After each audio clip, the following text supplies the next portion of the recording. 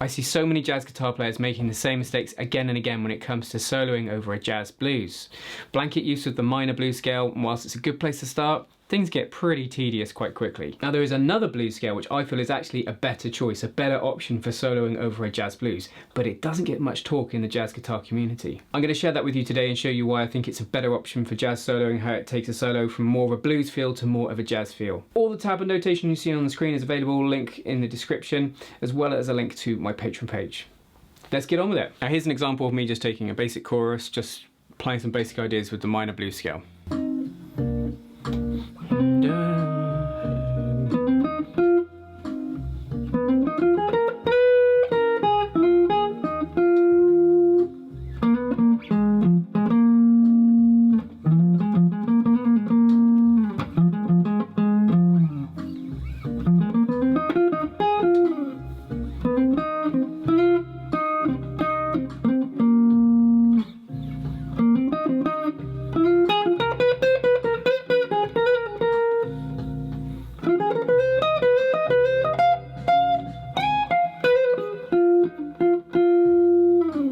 Now that was okay, pretty bluesy, but it could be richer harmonically. It sounds silly, but it sounded more like a blues player trying to play jazz than a jazz player trying to play the blues, if you know what I mean. Now, the Great Blues by Herbie Hancock, Watermelon Man, is the standard of the month here on my YouTube channel and Patreon page. That's a blues in F major. And if we did use the F minor blues scale, that would give us the following scale. And it's all to do with the intervals, maybe not offering enough rich harmony, because that's just root, minor third, your fourth, your perfect fourth, your flat five, obviously a great note to create tension, the perfect fifth, and the minor seventh, and back to the octave of the root. So if we're playing against F7, F9, notes being F, A, C, E flat, root, third, fifth, seventh, that scale, the minor blues scale, only contains 3 of those notes, and for me it misses the most important note, the third, which makes it, you know, a major quality chord, and so it's missing a really critical note. And one of the classic things when you analyse a lot of jazz recordings is you get the minor third and the major third, and obviously the minor blues scale doesn't give us that, but there is a scale which does, and that is the major blues scale, something which I think isn't talked about but is often heavily used on major chords and dominant chords in jazz tunes. So the major blues scale sounds like this.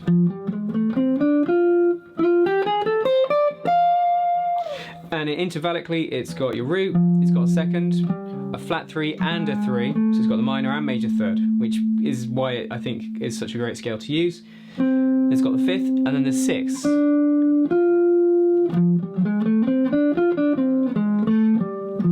And that's a great option over a, like say F7, F9. You could finger it like this, if you prefer. Different to the minor blues scale, in comparison to the minor blues scale, which is that, you've got major, up.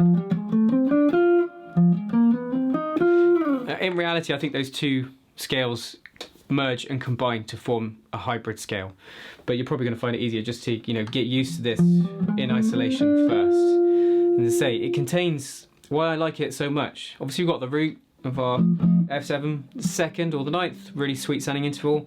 The minor and the major third gives us that option of going between the two, which is a classic thing to do in a blues, and having the sixth as well, one of my favourite intervals. These intervals provide a certain character, a certain feel, which is a lot brighter than the minor blues scale, which is one of the reasons it appeals to me. Here's 3 simple little lines that you could create with this scale, so it gives you an idea of the kind of sounds you create. 1, 2, 3, 4.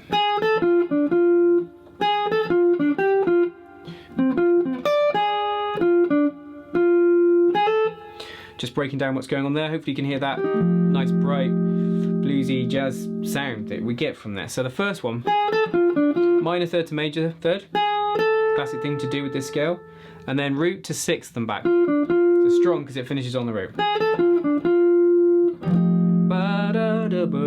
The second phrase is really like a call and response of it. Starts the same but finishes with the second or the ninth to the root. Closes it off. Third idea is a bit more involved, starts on the end of 1 for a start, 1. That sounds like a great jazz blues line to me. So We've got the 5th going to the root and back. Then we jump up to the 6th to the minor 3rd. That's a really nice sound. That is really intense.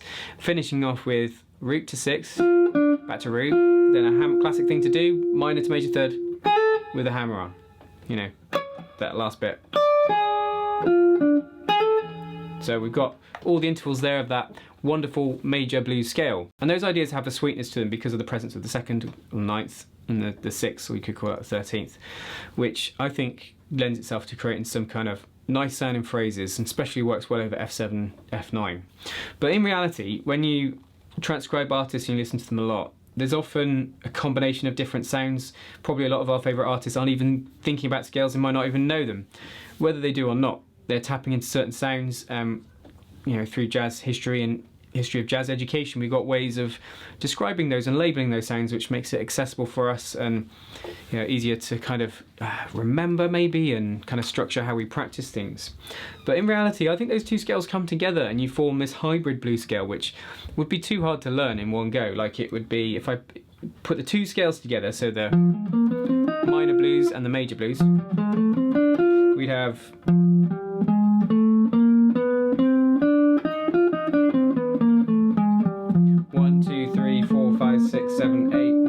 9 notes.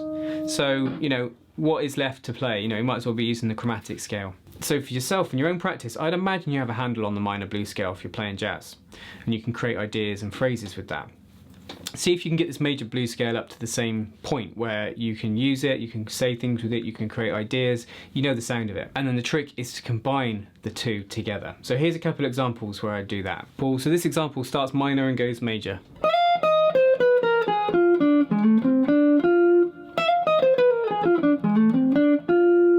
A bluesy feel, but then it goes to the major blues.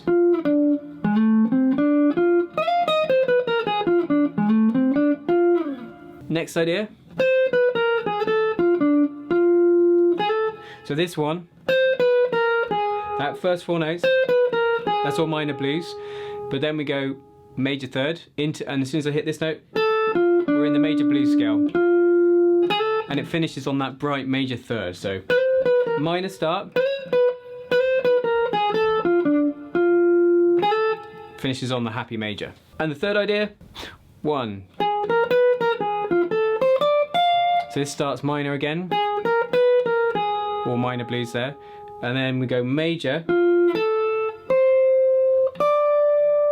at the end, so it has that bright finish. So what you end up with is a line which is a combination of minor and major, and as a result it's got tension and release within it. So it starts with the tension and then releases at the end with the major. Now this last idea goes major, minor, major, and starts on beat 4 with a triplet. 1, 2, 3.